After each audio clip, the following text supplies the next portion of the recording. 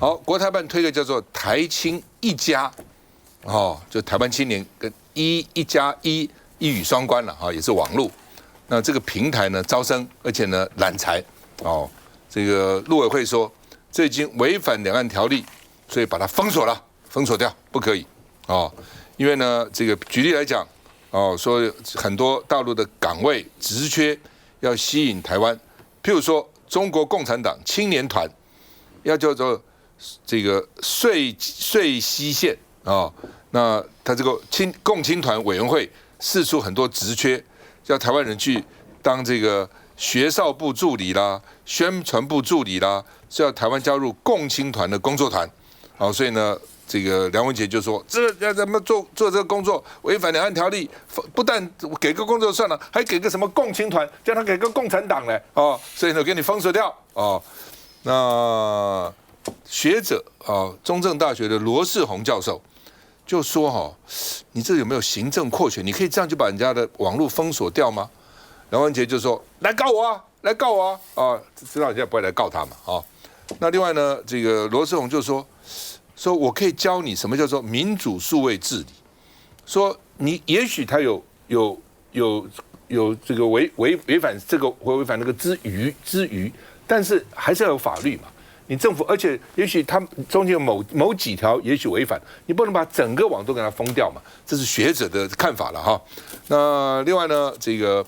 還有一個就是呢，我們有一個政府說花了100億啊，讓年輕人去圓夢，海外圓夢，結果哦，有四個學生在跟加拿大的2個學校，明明都弄好，工作也辭了，然後呢，機票可能也買好了，準備好，加拿大突然說，我不知道是不是受到什麼壓力，雖然是加拿大說不合作了，所以呢，有人在資訊業工作，薪水還不錯，結果現在就突然說沒有了啊。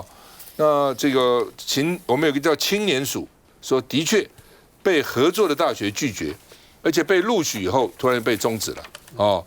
那教育部說要專案補助，本來說補助他什麼呢？2、3個月這幾個月的最低工資，1個月2萬多塊，最低工補助你4萬6萬，那我損失很大，不止這個錢吶。哦，那怎麼回事呢？哦，所以呢，也有學界說，是不是當時只跟這些學校簽了 MOU？備忘錄啊，合作備忘錄並沒有正式簽合約，正式簽合約要賠償的，不可以說你這樣說停就停的哦。我們看一下，國台辦日前架設台青一家網絡求職平台，為台灣青年提供附錄求職、就學等協助。而陸委會也表示，台青一家涉及違反兩岸條例多項規定，已對該網站進行封鎖。陸委會解釋，因為網站要求提供個資，借此搜集台灣青年朋友的資料，認為這是有極高風險的。教育部青年海外圓夢計劃預算100億元，鼓勵青年到海外發展，讓台灣能在國際上被看見。這項計劃還是總統當年的競選政見。看到每一位同學臉上掛着笑容，其實我內心同樣感到非常高興。總統今年7月還特別感謝法國對台灣的支持，但卻有民眾要去加拿大，在參加後出發前1個月臨時喊卡。收到青年署寄來的 email， 簡直不敢置信。上頭寫到，加拿大政府因為對國際交流緊縮，決定停止辦理國際實習計劃。但這位民眾先前錄取後，還特別辭去竹科的工作，現在還無法領失業補助，痛批教育部不協商也不負責。這筆預算其實大家也都有支持，結果呢，實際上執行起來啊，卻是漏洞那麼多，還讓年輕人這個充滿了希望，但是失望而歸，然後溝通過程也不順利啊。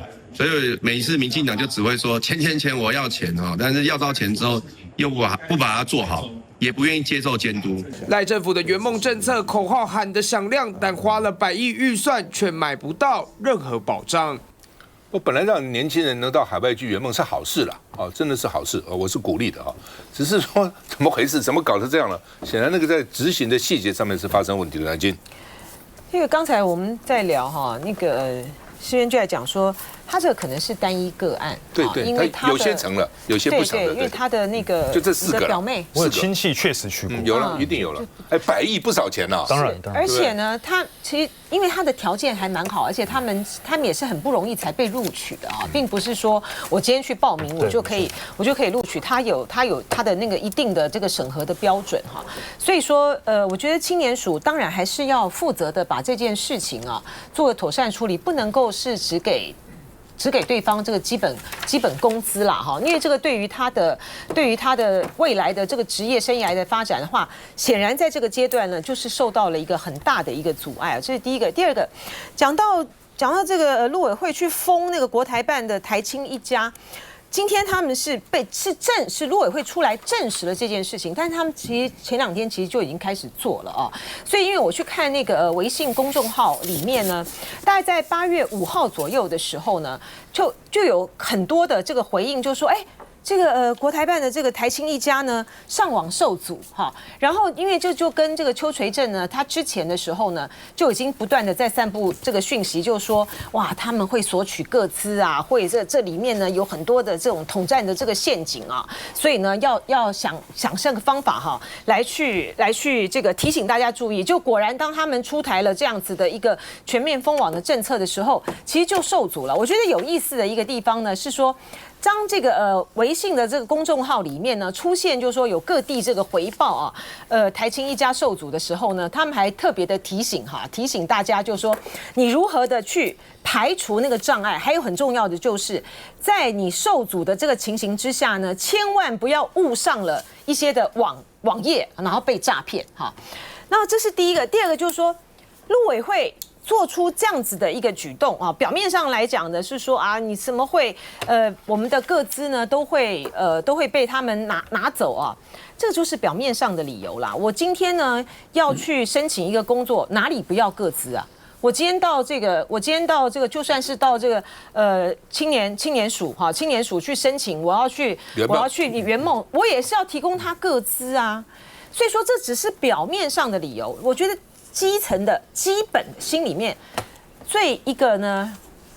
最糟糕的一個心態，而且是一個其實是很糟的一個心態，就是恐共，就是無比的恐共哈。因為這樣子一個這個最糟糕的一個無比的心態的這個恐共呢，反映出來的是一個我們的心防，我們整個政府在面對跟大陸交流的這個部分的心防，其實已經完全的被打破了。就是我們對於民進黨政府對於跟大陸的一切的所有的交流呢，現在呢似乎就是已經他看清楚了一個事實，就是說中國大陸呢，即便他自己存在着很多的問題，他們的青年的失業率也非常的高，可是呢，他所採取的這一連串的所有的這個措施啊，包括什麼青年圓夢計劃啊，然後呢辦了各種各樣的營隊啊，從小學到中學好到大學，歡迎台灣的這個青年呢去那邊參訪，所有的這些的交流的這個舉措呢，都讓陸委會呢無比的恐懼，覺得說一旦交流啊，一旦呢甚至於竟然還能夠透過他們的青年平台還找到工作，然後真圓夢的話，就代表我們台灣呢，在這個方面呢，完全對於青年呢喪失了這些的影響力。而且你一旦這個門開了之後呢，就讓台灣的從小到大的這個年輕人，你就看到就是說，大陸並不是像你們民進黨政府所形容的這樣子的這個青面獠牙嘛，哈，不是所有的一切呢都在阻絕哈，對台灣呢包藏禍心，所有的一切的行動呢都帶有着是一種要去統戰你、吸收你，或者是把你變成是共諜化哈，或是吸收你哈，作為他的這個第5縱隊這樣的一個部隊，不是這樣子的嘛哈。就說大陸呢，它的確有存在它自己內部的很多的這個問題，但是呢，大陸在不管是新三樣或是很多的地方的發展上面，它也是呈現的是一個超越是一個成長。連美國都這麼的恐懼大陸在不管是機器人啊，在這個網絡上面的這些的成長，還有這個光電啊各方面的成長，現在都只能採取一種禁止進口或者是加稅的方式來去阻絕大陸在這個方面呢超越美國了。所以當民進黨呢展現出來的是一個如此恐共的心態，然後阻絕一次交流的時候，所以只是一再的暴露民進黨在對於中國大陸的實際上面的這個成長方面無計可施。就老共這樣做是不是要統戰你？是，當然是嘛，當然是統戰你。但是我講過，你也統戰他嘛，你怕什麼呢？你怕他嗎？你的制度不如他嗎？對不對？所以兩岸之間捅來捅去总比打來打去好了。我一直這樣主張，寧願捅就擺一個笑臉吸引你嘛，對不對？統戰不就是意思嗎？聯合制造敵人嘛。這不是統戰，是團結一切可以團結的力量，這叫統戰。那換句話說，他要團結力量，你也團結力量，所以兩岸他捅來捅去，絕對比打來打去好。那只是我有點驚訝，我以為平台就是工作啊，這個學校居然是共產黨的共青團呢，他把他的什麼助理名也開出來。民進黨如果真有本事民進黨也開放，民進黨裡面的幹部吳崢的助理叫老公來應徵，叫年輕人應徵。哎，你影響他，你乃金剛講的，不能沒有自信啊！你就影響他，要不然什麼青鳥啊，什麼這些什麼黑熊學院都歡迎海校開始招生，都歡迎大陸年輕人來，這才是對啊，這才是我沒有好怕。你來搞不好就被我感動了，說哎呀原來這樣，原來我對你誤會了。他就希望你有這樣的印象，你也可以有對他有這樣的印象嘛。你自己回想起早先的時候，兩岸那時候真的漢賊不兩立，對不对？這個那個時候呢，真的是他怕我們呢。他的外交人員他在海外看到我們他就走，不是我們走我們當然也不高興，但是他怕我們，對不对？我們哪有怕他的呢？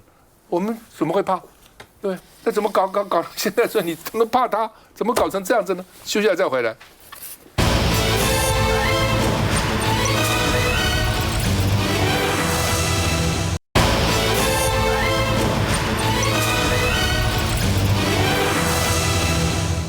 这個油我們炒了1個月還在炒哈，20%到底是誰說20%以上要下架，20%以下不下架，對不對？那行政院說是專家結論，那天不是開專家會議嗎？7個專家6個專家去，那行政秘書長說專家會議結論，結果呢，好這些他們說亂講，專家哪有這個結論？陳清輝委員說專家沒有結論啊，你食藥署竟然要專家背書你啊？哪有說那當時專家哪有說要下架？專家只是開了會後。他有一個討論甚至這個他們有一個看法了，只是給政府做參考，決策是政府做的，決策不是專家會議做的嘛，所以呢，王玉門委員說專家沒有共識啊，專家有幾個指方這樣，有2個也反對啊，那另外呢，這個衛福部長也說我負責，政治責任我負，那另外呢，傳出來說衛福部長跟食藥署長已經請辭了，那到底有沒有？這很重要，民進黨團幹事長李日產他應該知道的，他說做這樣的解讀是合理的啊，是他什麼意思？就只是合理的，民進黨團都這樣講哦。那另外呢，當時他們去罵這個陳宏達最近也被青鳥出征了，說跟馬英九關係密切他跟馬英九有什麼關係？他說我們要談法律嘛，所以通報是有義務的。第二個呢，你不能說吃泡麵也要去檢舉。他說，因為業者的責任是高於消費者的，你吃個泡麵只是消費者嘛。另外呢，不是盲目處罰，是要依法調查的。因為你現在台糖說我沒有收貨，我貨沒有收貨不能排除行政責任吶。那你這是依法自治並不是函釋，並不是法律啊。函釋只是參考啊。那另外呢，這是純粹法律的討論。我沒有政治的立場，我不藍也不綠然後呢，我重視的風險管理，不是事後來切割地方政府要負責啊，這個要負責啊，那個要負責等等但在台灣這個社會，現在很難公公正正的來討論，說我要超越黨派討論一件事，很困難的。你只要討論對我不利，我就給你戴帽子。現在就變成這樣很難真正的是來討論一件事情。那另外呢，陳清輝亮證據說。你現在7月行政院送來的法案的修正案就講了嘛，就講了說這個所謂食品也包括這個半成品，包括原料。食品你不能說只有，比如說好，我只有飯叫做食品，那個米就不叫食品，它也是包括在裡面嘛。所以你定義要把它擴大嘛，而且你行政院7月送的法也是這樣子啊。你現在又說那個不是食品，現在新的法律說食品另外呢，這個你看這邊也有食品指工人飲食或咀嚼之產品及其原料嘛及其原料。那另外呢，這個我們看直接供食作為食品加工使用之油脂，不包括可可脂、蘋果類植物脂然後呢，這個時候限量苯醛比就是2.0就是2個 ppb 哦，那台南市衛生法規也有啊。食品業者發現上游供應之食品有危害消費者生命，48小時通報。他現在就講上游供應的就不是食品，那上游供應你是什麼？就給你什麼？哦，那另外呢，這個高雄市也是啊，食品之外發現食品有危害的時候呢，就必須要通知目的水是這個機關嘛。哦，然後呢，也是知悉其食品有不符合這個標準的，要主動通報目的水機關。也是你的道德，是你的責任，也是一個倫理嘛。這不是你，尤其政府機關，你知道它不好了，不通報嗎？通報不是你的責任嗎？哦，那另外呢，吳乃仁因為台糖嘛，現在牽扯到台糖乖寶寶、好寶寶。吳乃仁現在說台糖基層很氣，說呢欠了台糖1.7億，還到這個搭了豪車去健身哦，所以你這個對不對？你這都沒責任，台糖都不管哦，那台糖。你不是2種面具嗎？哦，那你說你是好寶寶，你真的擔得起好寶寶嗎？我們看一下，我們今天就會把所有的會議記錄公開。衛福部公開中林油品食安會議記錄，食藥署長江志剛坦承20%下架門檻是由他採試。與會專家之一也出面還原當天狀況。我們那天到會議現場，根本沒有人想到說怎麼會突然這個。跑出20%這個議題。專家表示，當天主要是要釐清中聯製油過程到底是哪個環節出問題。至於加工品問題油含量在20%以下，就可以不用下架這個議題。是會議後續有人提出才開始討論的。而且當天針對20%也沒有說經過投票啊，經過表決啊都沒有，純粹就是一個參考的意見。哎，榮杰兄，台糖總部的林挑，不過做油在高雄做。南橋是台北市政府開發的，工廠在桃園，對不對？那這個政府現在就是荒腔走板了。坦白講，我們不怕有問題，百姓信任你，請你當政府領導我們不怕石油吃的油有問題啊，但我們希望這個政府能幫我們解決問題。我今天吃什麼可以，吃什麼不可以？一點擔當都沒有，推，各再推。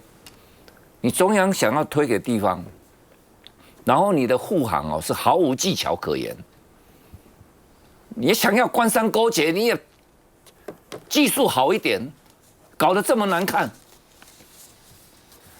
當第一個時候，他想要去利用這個議題轉身攻擊台中跟台北的時候。坦白講，陳其邁是第一個看不下去，因為他知道你們在卸責。那你整個行政院呢？陳其邁當過副院長啊，所以當你們在講說這是地方的責任的時候啊，台南市長黃偉哲還起來附和，還到台北來開記者會啊，多啊，陳其邁的倆點把胖啊啦，來，台糖的工廠我全部都勘察好了。我檢查完畢，就把這些數據送給台南市衛生局，因為台糖的公司在台南市。要不，你這種轉向要去攻擊你們的政治生命，都是局限在中央，你在捍衛中央政權。可是陳其邁是在地方執政，他知道只要你一攻擊到，你想攻擊台中跟台北。但是他會受到池魚之殃啊！當然，他要以理據爭，他要反擊嘛。這第一個就是當攻擊地方的時候。第二個，我們講最嚴重是20%是怎麼定的？假如這個杯子我這個油是100cc，那我加了20%，這個可以不下架，這是非常惡劣，因為他驗到的時候是8.1啊，那8.1。等於是1/5，就0.2。那我這一瓶油融合這20%，有毒的是只佔20%。那8.1乘以2就等於1.62，那就是在我們2個 ppb 以下了。2 ppb 變這樣子哦，所以這一瓶就可以不下架。後來是因為炸鍋，我跟你講，哪有食品是這樣管理的啊？但這不是重點，它不是讓你說。這一瓶只有20%，有問題沒問題？錯了，各位不要想歪了，他是在護航。因為當時我們全台灣啊有買到中聯這些油去做2次加工、3次加工的太多了，近1000家的廠商啊。那我的廠商，你的品牌都是優的，我們要對我們自己的消費者負責。所以我第一個我知道這油出了問題，我就先理賠。但我變成我的商譽受損了，但我要先對我的消費者負責，我就理賠了，退錢了，我先善後。各位，如果這個20%沒有定，我跟你講，中聯一定得，因為我們這上千家，我們要跟他求償啊，他是一定要倒閉的，所以定了20%以後，就我們這些2次加工，我們都不能跟他求償，因為他是合法的，他只是在道義上啊有責任了，你不能跟他求償哎，所以陳其邁才會講嘛。不良的廠商該倒該得的愛好得嘛，你這種護航的方式，你不是很黑心嗎？然後檢察官丟出來了哦，我覺得這個檢察官是高啊，因為他查到裡面的員工的群組哦，還有一些幹部把那個談話內容消掉了，哎，沒消了，我跟你講，剪掉很厲害的，通通給你回復。那個員工怎麼講？哎，這不會倒啊！吼，我跟你講各位，不是5月，不是6月，是4月就有了。伊講誒，你知道咱的倒啊？吼，上上啊，你知道會看死啊！伊講誒吼，國語一個叫黏糊糊啦，迄倒啊會開始就像你咧食納豆安尼啦，那個已經誒看死誒黏黏。哎，這個可能有問題啊！要不要停下來？這個要不要檢？要不要報？幹部說沒賽，不能報，繼續出貨。當這些事實俱在的時候啊，他說有重大的利益，那誰能捍衛重大？我們講，總經理的妹妹有出來發文說，他只是領薪水的，廠長也是領薪水的，科長領薪水的。那你要往上啊！真正獲得暴利的是董事跟董事長嘛。好，那這些董事長為什麼只有交保？檢察官有再來哦，有再一次哦，拿到通聯以後再辦哦。可是這一次辦，他的新聞稿怎麼寫？這些人惡性重大，但是交保金加300萬，有夠厲害啦！我就很懷疑。是有人告訴他這個案子不要往上辦，可是事實俱在啊。好，那你既然這樣，我就加300萬，加300萬就對你們有個交代嘛。可是我就寫個他是惡性重大。各位，如果是這麼惡性重大，早就聲押了，對不對？但我是肯定這個檢察官，因為我在台南碰到太多這個檢察官了。我去舉發的所有案件哦。很多事情，當檢察官積極辦的時候，辦到最後，很快就升官到金門當主任檢察官，這個案子就交出來哦，真的哦。所以我認為他是真的想要辦，哦，但是他如果真的把這些董事跟董事長啊，也把他收押了，他很快就升官，很快就會到金門去當主任檢察官了。所以我們看到整個黃牆左版是這樣的哎。你不要小看那20%的決定，那20%的決定就決定了中聯的死跟活。我跟你講，得別得多少20%呢？他這個20%，剛剛龍介講就很清楚，因為很多人數學不是那麼好，搞不清楚了。因為他現在是查出來是8 pp 多了，標準是2個 ppb 嘛，所以你這專家就講說，如果如果是20%，826.6%就通過了，知道嗎？就不違規了。所以為什麼定個20%？如果今天查出來是10 ppb， 不是8 pp 的話呢，他就跟你講，我們定15%，15% 以上的才15%就不用。為什麼？他就要符合那個2 ppb 的規定，這樣子嘛。他說完全量身定造，為廠商考慮的，就這麼簡單。所以為什麼讓人家生氣？也就在這個地方。為什麼說官官相護，甚至說他們去袒護業者，道理就在這個地方。休息一下再回來。